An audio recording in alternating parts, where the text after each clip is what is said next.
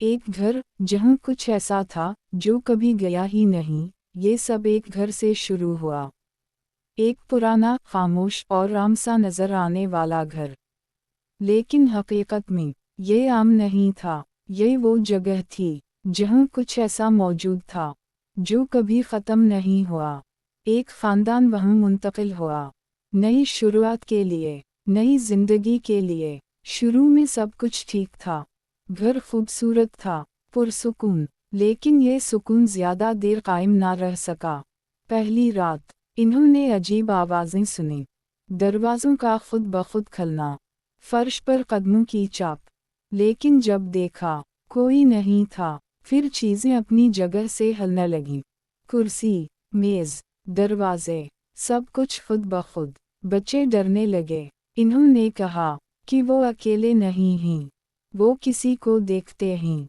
एक साया, एक मौजूदगी। माँ ने भी महसूस किया कि कोई इन्हें देख रहा है, हर वक्त, हर जगह। फिर एक दिन सब कुछ बदल गया। एक रात माँ के जिस्म पर नील पड़ गए, खुद ब खुद, जैसे किसी ने उसे पकड़ा हो, किसी ने मारा हो। लेकिन वहाँ कोई नहीं था।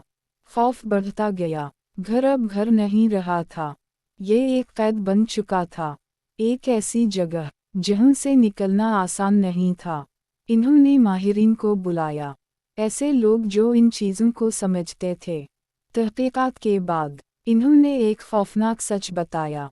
ये घर खाली नहीं था, यहाँ एक रूह थी, और वो सिर्फ मौजूद नहीं थी, वो ख़तरनाक थी। कहा जाता है कि माजी में इस जगह पर एक औरत रहती थी जिसने खुद को कुर्बान कर दिया था, और इसके बाद इसकी रूह कभी गई नहीं। वो इस ज़मीन से जुड़ी हुई थी, और अब वो किसी को भी यहाँ बर्दाश्त नहीं करती थी।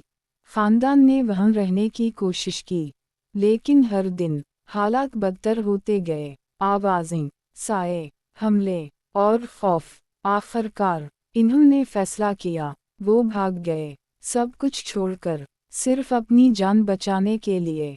लेकिन घर वहीं रहा, खामोश, अंधेरा, इंतज़ार करता हुआ। आज भी वो घर मौजूद है। लोग कहते हैं कि वहाँ अब भी कुछ है, कुछ जो नज़र नहीं आता, लेकिन महसूस होता है। क्योंकि कुछ जगहें सिर्फ जगहें नहीं होती, कुछ घर कभी खाली नहीं होते, और कुछ कहानियाँ सिर्फ कहानियाँ नहीं होती, वो हकीकत होती हैं। और सवाल ये नहीं है कि क्या ये सच है, सवाल ये है कि क्या तुम वहाँ एक रात गुजार सकते हो।